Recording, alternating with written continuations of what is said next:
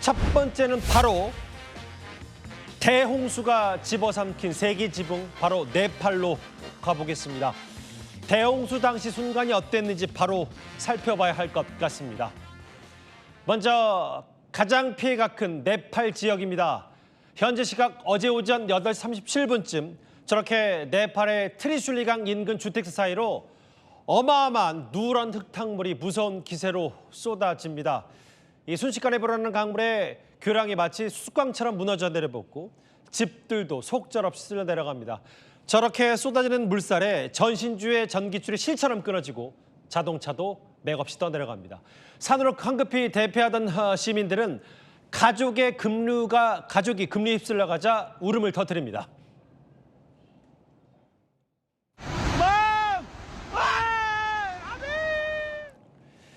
이 강줄기를 타고 피해가 확산이 됐는데요. 네팔의 보테코시강은 30분 만에 수위가 무려 7m까지 올랐고 이 트리슐리강 수위는 9m까지 치솟은 것으로 전해집니다.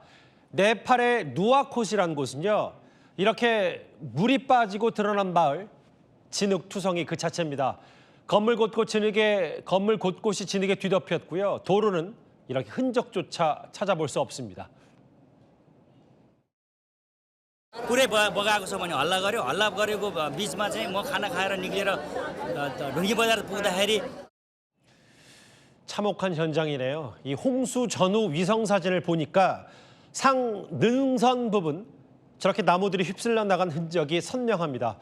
네팔 곳곳에 도로가 끊기면서 한국인 여행객들의 발도 묶였습니다.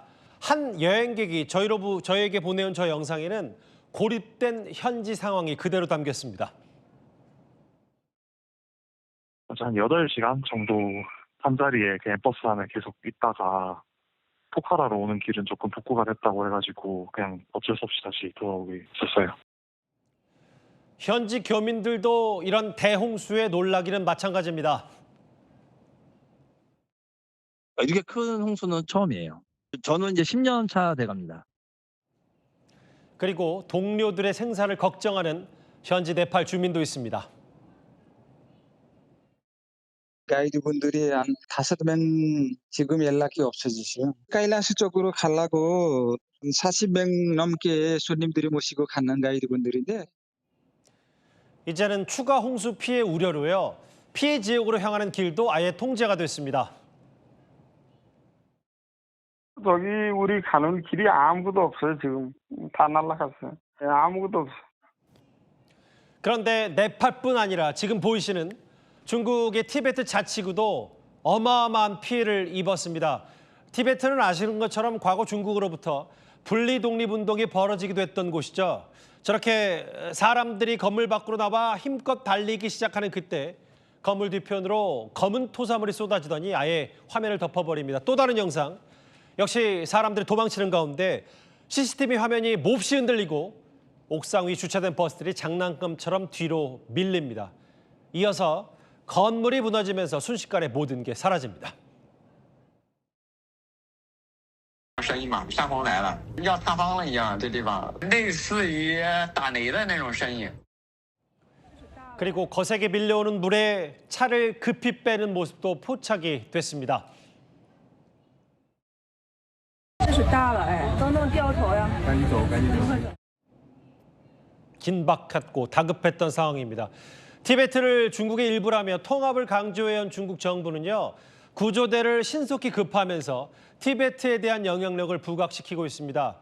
그런데 더 큰 문제는 앞으로의 구조 작업과 2차 홍수 우려일 겁니다. 저렇게 나뭇가지와 각종 잔해들이 시꺼먼 진흙탕 속에서 둥둥 떠가는데 한 사람이 무언가를 가리킵니다. 누군가 보이는 듯 사람들이 힘껏 당겨보는데요.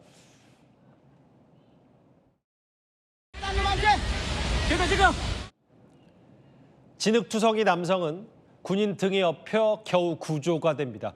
극적으로 살아난 할머니는 저렇게 불도저 위에서 지금 상황이 망연자실할 수밖에 없습니다. हालो छतमा पनि आइपुग्यो अब लड्दै मार्दै बुढी पुरिहाल्यो त्यहाँ त्यो घरको छतसम्म बुढी पुरिहाल्यो 15 मिनट में तहस नहस करके चला गया सब कुछ भी हम लोग के पास नहीं बचा। 피해 지역 다수가 아시는 것처럼 높은 산악지대에 있기 때문에 이번 사태로 다리가 육로 다 끊겼어요. 그래서 구조 작업이 쉽지 않습니다. It doesn't look like just a flash flood. It looks like a tsunami. And this disaster is one of the worst that we have seen in Nepal. 특히 국경에 위치한 강상류에 암석과 얼음으로 막힌 구간이 여전히 있어서 이곳이 무너질 경우 2차 홍수가 발생할 수 있다는 경고가 나옵니다. 오늘 저녁 기준으로 네팔 지역 사망자는 177명, 중국 티베트 지역 3명 등 모두 180명의 사망자가 발생했고요. 실종자는 네팔 826명, 중국 558명으로 1,400명에 육박합니다. 바로 이 소식도 이어가 보겠습니다. 직원 9명, 이틀째 연락이 되지 않는다. 수력발전소를 건설하다 이렇게 대홍수로 고립된 한국인 직원 9명, 여전히 연락이 안 되고 있습니다. 이 계곡을 가득 채운 거센 흙탕물이 저렇게 무서운 기세로 골짜기를 따라 흘러내려갑니다. 이 댐을 넘쳐 들이닥친 강물에 건설 현장의 기계와 시설물들은 순식간에 잠겨버립니다.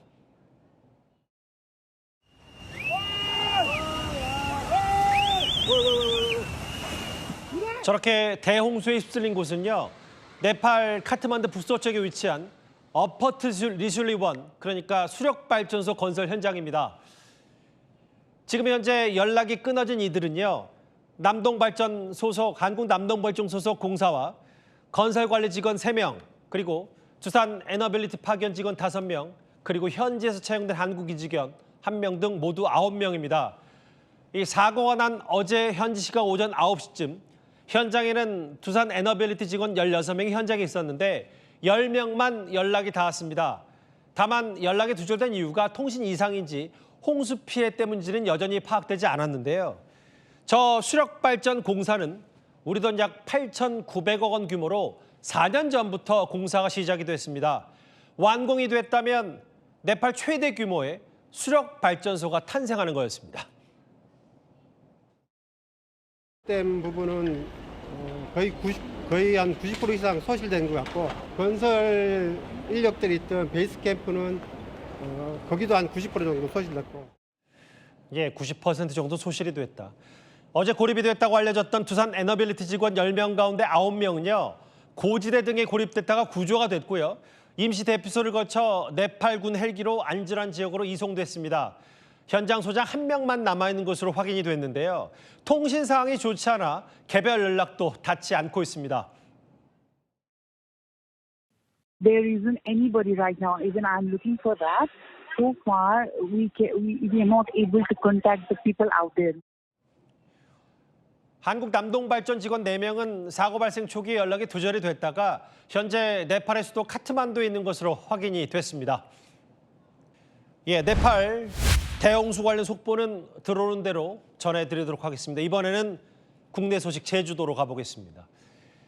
일단 제주 실종 사건 피해자의 유가족이요, 언론에 이번 사건에 대해서 피해자의 익명 보도를 요청했기 때문에 저도 오늘부터 그렇게 하도록 하겠습니다. 이 실종 신고가 허위 종결된 뒤 야자수 숲에서 숨진 채 발견된 장 씨에 대해서 어제 경찰은 골절 흔적이 발견되지 않았다 이렇게 밝혔습니다. 그런데 하루 만인 오늘 이 공개한 부검 감정 결과엔 목불뼈 골절이 있었다는 내용이 포함된 논란입니다. 그러니까 시신의 골절상 여부는 사망 원인과 직결될 수 있는 아주 중요한 내용인데 오락가락하네요. 제주경찰청 관계자는 목불뼈 골절이 특이골절로 보이지 않았기 때문이라는 취지로 설명했습니다만 글쎄요, 목불뼈 골절이다. 그래도 골절은 골절일 텐데. 유족들은 평소 겁이 많은 장 씨가 늦은 밤 홀로 야자숲에 갔다는 점도 석연치 않다 이렇게 주장하고 있습니다. 벌레도 무서워하고 아마 거기는 그 시간이면은 아마 개 데리고도 산책도 못했을 거예요. 사실. 그래서 저희 김다정 기자가요, 장 씨가 발견된 저 야자숲과 같은 품종의 심어진 야자숲을 한번 찾아가 봤습니다. 저렇게 보시는 그대로 사방으로 가지가 무성하게 있어서 허리를 숙여야만 겨우 나아갈 수 있습니다. 얼마 들어가지 않아도 밖에서는 아예 김다정 기자 야자숲 안쪽 사람이 보이지가 않죠. 걸을 때마다 야자 나무의 뾰족한 가시와 가지가 몸을 찌릅니다. 중장비로 해서 들어와야지 사람이 헤치고 들어오기는 힘들어요. 이 높이가 4m가 넘는 커다란 야자수에 손이 닿는 가지는 이렇게 조금만 힘을 줘도 부러져 버립니다. 바닥에는 저렇게 가지들이 수북히 쌓여서 걸음을 옮기기가 쉽지 않습니다. 밑에는 다 죽은 잎이란 말이에요. 이렇게 하면 뚝뚝 부러져요, 이렇게. 이걸 어떻게 밟고 올라가냐고. 이것도 말이 안 되고. 앞서 경찰은 야자술주기의 약한 부분이 바스라지는 게 있다 이렇게 얘기했지만 윗부분은 강도가 센 것을 현장 감식 과정에서 확인했다라고 밝혔는데요. 유가족은 실종 신고를 허위 종결한 A 경장에 대한 엄중한 수사와 진실 규명을 촉구했습니다. 이제는 정권은 이제 끝났고 이제 집중돼서 대대적인 수사를 통해서 더 많은 것들이 밝혀졌으면 좋겠다는 게 사실 바람이죠. 오늘 빈소, 장시 빈소 입구엔 고인의 명복을 비는 몇 개의 조화가 놓여 있었습니다. 다음 뉴스 바로 이어가 보겠습니다. 허위 종결 이후에 모르는 척 위치 추적. 유가족은 A 경장에 대한 엄중한 수사를 촉구했지만 그런데 알면 알수록 이 A 경장 섬뜩하기까지 합니다. 아시는 것처럼요. 지난달에 장 씨의 가족이 재신고를 하면서 경찰이 다시 수색을 했는데 그런데 문제의 A 경장도 그대로 투입이 된 겁니다. 당시 제주 서부경찰서는 장 씨를 찾기 위해 이틀 동안 모두 16번의 휴대전화 위치를 조회했는데요. 심지어 이 가운데 4번은 A 경장이 직접 했습니다. 그러니까 제가 정리를 하자면 A 경장은 살아서 연락이 닿았다는 실종 신고 이렇게 종결해놓고 교통사고 사망으로 허위 입력을 한 그 당사자 A 경장이 2달 뒤에 장 씨를 다시 찾겠다고 마치 태연하게 저렇게 휴대전화 위치 조회까지 한 겁니다. 당연히 동료들은 이를 알 리가 없었을 겁니다. 다른 팀이나 경찰분들은 정말 열심히 해주시고 더군다나 정말 고생 많이 하셨는데 사실 실종 수사팀 자체는 좀 그렇죠. 실종 수사팀 자체가 조금 실망스럽습니다. A 경장은 첫 실종 신고 당시도 장 씨의 위치를 여러 번 조회했는데 당시 기록은 보존기간 3개월이 지나서 지난 15일쯤 지워진 것으로 파악이 됐습니다. 그런데 저 문제 A 경장 다른 건도 있습니다. A 경장은 장 씨의 실종 사건 허위 종결 의혹 말고도 본인이 근무하는 경찰서 여자 화장실에 들어갔다가 수사를 받고 있었잖아요. 수사에 나선 경찰이 여자 화장실 칸막이 상단에서 발견된 손자국에서 DNA를 검출했습니다. A 경장의 타액에서 채취한 DNA를 화장실 손자국에 나온 DNA와 대조해 본 결과 두 DNA가 일치한다는 결론을 내렸습니다. 이 A 경장은 여자 화장실인 건 알았지만 용변이 급해서 들어갔고 발을 헛디뎌 칸막이 상단 벽에 손을 짚었다 이렇게 주장해왔습니다. 하지만 수사팀은 통상 사람의 손이 닿기 어려운 화장실 칸막이 윗부분을 손으로 짚은 행동이 석연치 않다고 보고 있습니다. 그러니까 경찰은 A 경장을 상대로 성적인 목적으로 여자 화장실에 들어갔는지를 추궁할 방침입니다. 오늘 제가 고른 5번째 리포트는 바로 저 얘기입니다. 시신 훼손해서 전국 곳곳 버렸다. 또 다른 충격적인 사건이죠. 이 중국인 유학생 제자를 죽인 중국 국적 강사의 피의자가요. 피해 여성 옷을 입고 실종처럼 꾸민 정황 어제 제가 전해드린 바 있습니다. 그런데 범행 이후 훼손한 시신들을 전국 곳곳에 유기한 사실까지 드러났습니다. 시신은 왜 유기했습니까? 여자가 왜 했습니까? 살해 동기가 무엇입니까? 동대골까지 간 이유는 뭡니까? 피해자한테 할 말 없습니까? 미리 계획하고 살해한 겁니까? 예, CCTV 한번 볼까요? 저렇게 휴대전화를 보며 골목길 내려가는 저 중국인 남성.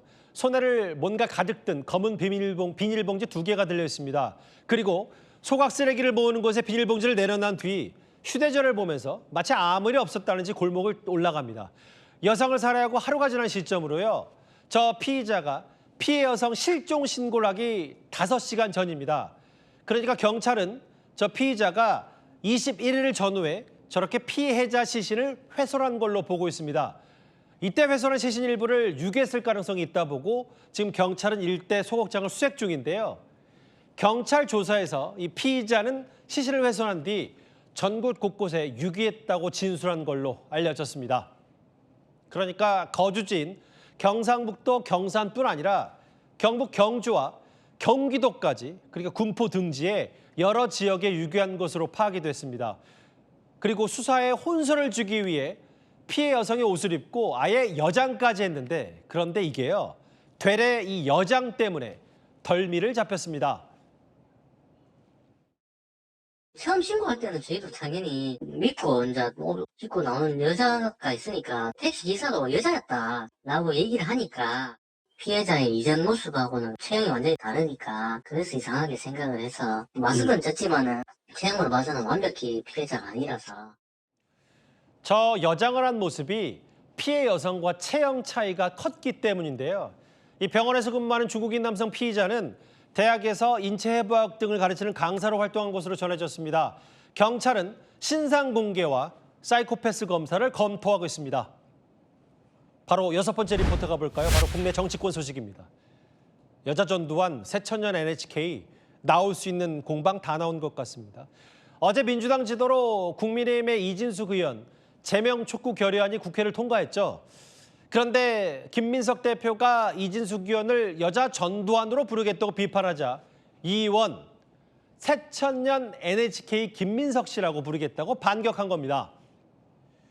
그렇게 김민석 대표를 향해 새천년 NHK 김민석 씨라고 불렀고 국민의힘도 저 5.18 관련 미디어 대변인도 호응을 했습니다.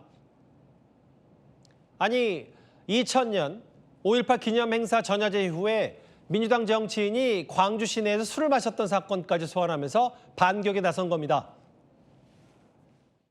술판을 벌였던 인물들이 아직까지 광주 5.18 정신을 주장하면서 정치판에서 실세로 그리고 호의호식하면서 살고 있는. 민주당 관계자는 이에 대해서 별도로 대응하지 않겠다라고 말을 했는데요. 그런데 국민의힘은요. 김민석 대표가 오늘 강신성 전 대한체육회 부회장을 당대표 특보에 임명한 걸 두고도 비판에 나섰습니다. 김민석 대표 총리 청문회 당시 논란이 됐었던 게 있습니다. 미국 유학 시절 후원자로부터 매달 받은 450만 원에 대해서 아니 배추 농사 2억 원을 투자해서 받은 수익금이다. 이렇게 설명했었는데 강신성 당대표 특보 바로 그 후원자이기 때문입니다.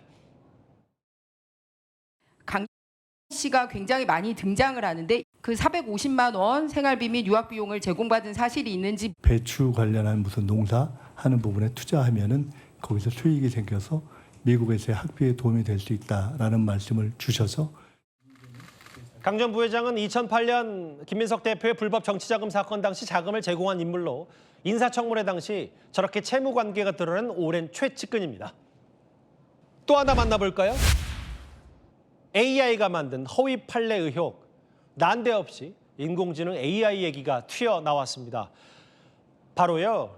이재명 대통령 쌍방울 대북 송금 의혹을 수사했던 박상용 검사.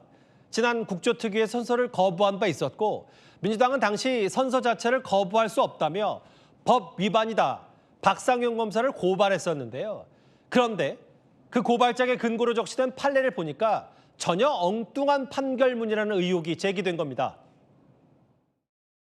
증인 선서를 거부하십니까? 예, 거부합니다. 당시 고발장입니다.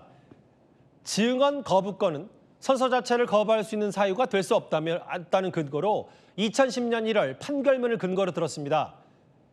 하지만 해당 번호의 판례는 증언 거부권과 무관한 퇴직금을 제때 지급하지 않은 혐의의 근로기준법 위반 판례였습니다. 판결 시점도 2009년으로 다릅니다. 사법정보 공개 포털을 통해 검색을 했지만 고발장이 인용한 증언 거부권과 일치하는 판례는 찾을 수 없었습니다. 아니 이런 고발을 하면서 대법원 판례에 어떤 게 적혀 있는지도 확인 안 해보고 허위의 판결을 적는다면 그게 당연히 허위의 고의가 있지 않겠습니까? 국회가 고발하는 건데요. 이걸 어떻게 해외 토픽값 아닙니까? 어떻게 이런 일이 일어날 수가 있어요? 이런 식의 AI로 작성해가지고 지금까지 국회에서 선서 자체를 거부했다는 혐의로 처벌받은 사례는 없는 것으로 파악이 됐죠. 민주당 관계자는 당시 고발장을 여러 국조특위 의원실에서 나눠 작성했다고 말했고, 서영교 국조특위위원장은 국회에서 선서를 거부하고 국회를 모욕한 사실은 없어지지 않는다, 이렇게 주장을 했습니다. 오늘 제가 고른 마지막 리포트입니다. CCTV 논란, 홍보대사 물러났다. 지난주부터 논란의 중심에 선 한 유튜버가 있습니다. 바로 박유 씨. 최근 KTX 낙상사고 관련 CCTV를 공개했다가 본인이 많은 비판을 받기도 했는데요. 박유 씨는 엿새 전 KTX에서 내리던 도중에 사회복무요원 발에 휠체어 바퀴가 걸려 넘어졌는 상황을 유튜브에 공개한 바 있습니다. 사고 당시 CCTV 영상과 사회복무요원이 사과하는 모습 등이 담겨 논란이 커졌었는데요. 사회복무요원이 고의로 그런 것도 아니고 현장에서 사과까지 했는데 비난을 받게 하려고 일부러 한 거 아니냐, 이런 비판이 제기됐었습니다. 이후 박유 씨는 유튜브에서 영상을 지운 뒤에 정중하게 사과를 해주신 근무자님의 입장을 생각하지 못했다라고 사과를 했는데요. 이 논란이 커지자 오늘 오후 서울시에 박유 씨는 홍보대사를 자진 사임하겠다는 뜻을 전달했습니다. 지난해부터 서울시 홍보대사로 활동해온 바 있습니다. 이렇게 아름다운 도시 서울을 더 많은 사람들이 사랑할 수 있도록 저도 홍보대사로서 열심히 노력하겠습니다. 감사합니다. 하지만 논란 이후 유튜브 구독자 수가 줄고 출연 예정이었던 강연과 행사 등 여러 잇따라 취소된 여러 후폭풍이 여전히 이어지고 있습니다. 오늘 김종석의 리포트는 8개였습니다. 지금부터는 제가 앉아서 전해드리도록 하겠습니다. 이번에 더 하나하나 뜯어봐라 이슈를 제가 한번 가져와 봤습니다. 김종석의 왜? 오늘은 이겁니다. 엄경고 왜? 네팔은 내 제2의 고향이다. 우리나라에서 네팔, 히말라야를 가장 많이 찾은 사람 바로 산악인 어몽길 대장일 겁니다. 김종석의 왜는 어몽길의 경고죠. 불과 2달 전에도 이번 대홍수 지역 인근을 다녀온 어몽길 대장인데요. 제가 오늘 직접 전화를 걸어봤습니다. 5월 말에 6월초에 제가 그쪽으로 해서 거길 통과해서 제가 이번에 중국 티벳의 카일라스라는 성산 카일라스를 갔다가 라사를 들렀다가 나왔죠. 인도 사람들이 거기가 이제 힌두의 성지이고 티벳 사람들은 죽기 전에 거기 꼭 가는 게 소원이고 거길 한 번씩 다 가고 순례객들이 엄청나게 많이 가기 때문에 거기가 이제 인도에서 오는 그 순례객들이 어마어마하게 몰려 들어오거든요. 거기.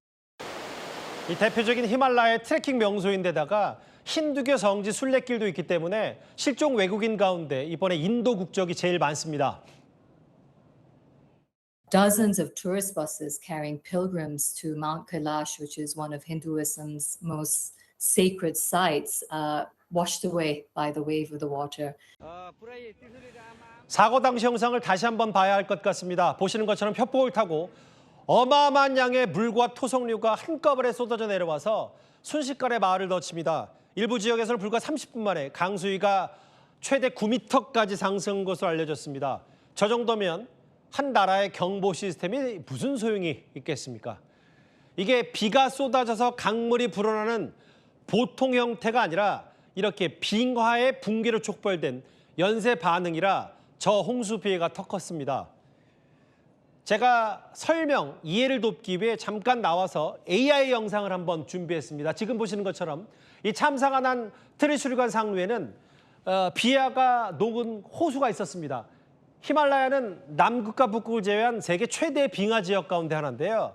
이 녹아내린 빙하 암석이 이 호수를 가로막고 있었는데 이 폭염으로 이 둑이 버티지 못하고 무너지더니 이렇게 막대한 양의 물과 흙이 한꺼번에 쏟아져 내리기 시작했고 이 V자 협곡을 타고 내려오면서 이렇게 순식간에 파괴적인 홍수로 마을을 덮쳐버린 겁니다. 그런데 더 큰 문제는 2차 홍수가 발생할 가능성도 남아있다는 겁니다. 강 상류에 얼음과 암석 등으로 만들어진 구간이 여전히 남아있고 또다시 무너질 가능성이 적지 않다는 건데요. 오늘 제가 직접 취재를 한 어몽길 대장, 본인이 처음 히말라야 갔을 40년 전 당시만 해도 빙하는 단단했고 빈틈이 없었다. 그런데 최근 2달 전에 가보니 지금은 그 빙하가 녹는 게 보인다고 말합니다. 자연 발생된 빙하 호수들이 아주 다발적으로 많이 생겼죠. 이제 완전 핵폭탄 같은 어마어마한 진짜 폭탄만 무서운 게 아니고 자연 핵폭탄이라고 얘기해요. 빙하 호수가 지금 산 쪽에 계속 길을 내고 산 속에 이제 산을 깎아서 길을 계속 내거든요. 제가 거기 지나가면서 이거 물 위에서 큰 거 한번 쏟아져 내리면 이거 다 쓸려 내려갔다는 생각을 불안불안했어요. 핵폭탄이 또 터질 수 있다. 수만 년간 얼어있던 세계 지붕 히말라야 빙하가 온난화로 녹고 있다. 네팔의 홍수 참사는 이제 시작일 뿐이라는 겁니다. 오늘 두 번째 김종석의 외로 이어가겠습니다. 목불뼈 외. 그러면 장씨 관련 사건 국과수 부검 결과를 제가 찬찬히 한번 뜯어보겠습니다.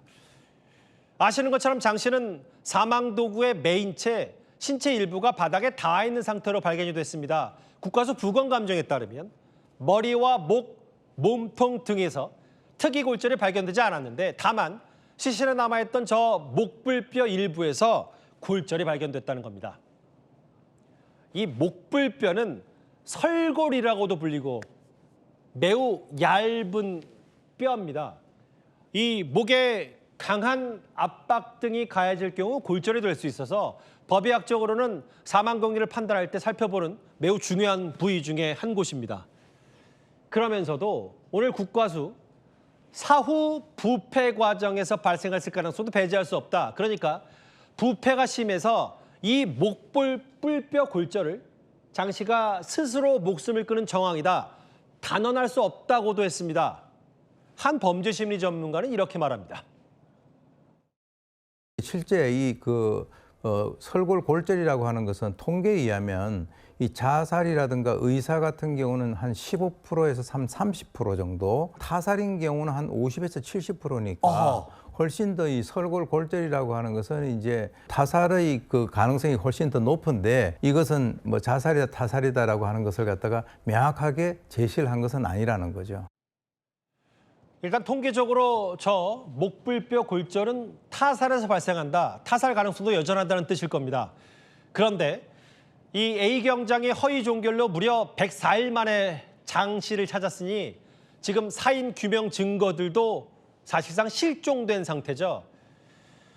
오늘 화면에 보이시는 것처럼 뒤늦은 감이 없지 않지만 오늘 오후에 제주경찰청장이 빈소를 찾아 유족을 만났습니다. 유분을 실제로 만나보니까 좀 어떠셨어요? 조금 제가 생각보다 조금 많이 이제 그동안 뭐 이렇게 설명을 많이 들어서 그런지 조금은 차분하셨습니다. 유족분께서는 이제 뭐 철저한 수사를 당부하셨고요. 당연히 저희들은 고인이 한 점이 올라온 점이 없도록 철저히 수사해서 유족들에게 통보해 드릴 겁니다. 철저히 수사해서 유족들에게 알려주겠다. 그런데 장 씨 아버지는 근본적으로 이런 의문을 던집니다. 딸이 무서움을 많이 탄다. 무섭다고 야자나무 숲속으로 잘 가지도 않는데 거기에 갔다는 게 도저히 이해가 되지 않는다.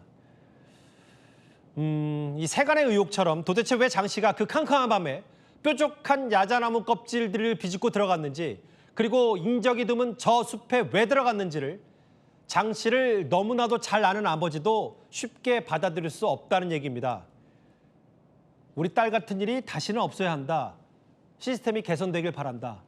그런데 아버지는 앞으로도 꽤 오랜 기간, 적지 않은 시간 딸이 어떻게 숨졌는지 명확하게 알지 못할지도 모릅니다. 오늘 김종석의 두 번째 왜였습니다.